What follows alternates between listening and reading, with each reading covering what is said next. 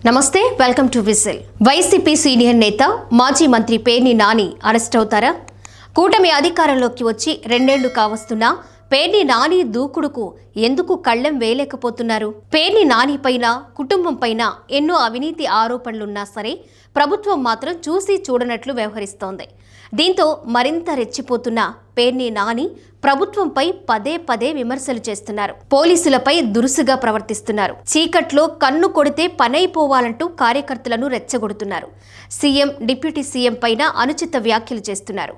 తాజాగా పేర్ని నానిపై ఏపీ పోలీసులు మరో కేసు నమోదు చేశారు. CM Chandrababu, deputy CM Pawan కళ్యాణ్పై అనుచిత వ్యాఖ్యలు చేశారంటూ ఆయనపై పలు సెక్షన్ల కింద కేసు నమోదు చేశారు.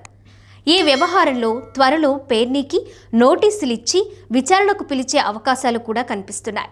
దీంతో పేర్ని నానికి మరోసారి చిక్కులు తప్పేలా లేవు. ఏలూరు జిల్లా చాట్రాయిలో జరిగిన వైఎస్ఆర్ విగ్రహ ఆవిష్కరణ కార్యక్రమంలో పేర్ని నాని పాల్గొన్నారు.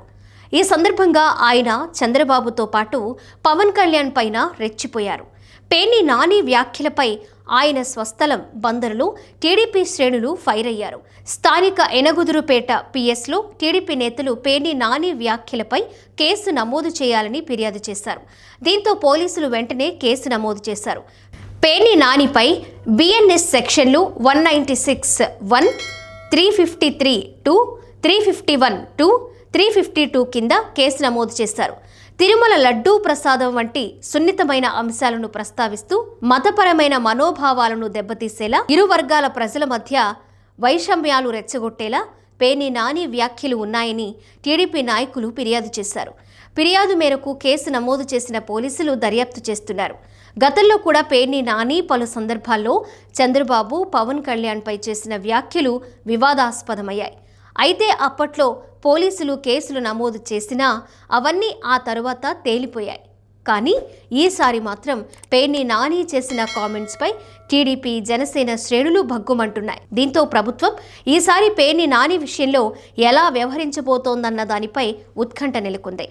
ప్రస్తుతం వైసీపీలో యాక్టివ్గా కనిపిస్తున్న అతి కొద్ది మంది నేతల్లో పేర్ని నాని కూడా ఒకరు. దీంతో పేర్ని దూకుడుకు కళ్లెం వేసేందుకు ఈ కేసు నమోదు చేసినట్లు తెలుస్తోంది. పేర్ని నానిపై కూటమి ప్రభుత్వం కక్ష సాధింపు చర్యలకు పాల్పడుతోందని వైసీపీ నేతలు ఆరోపిస్తున్నారు.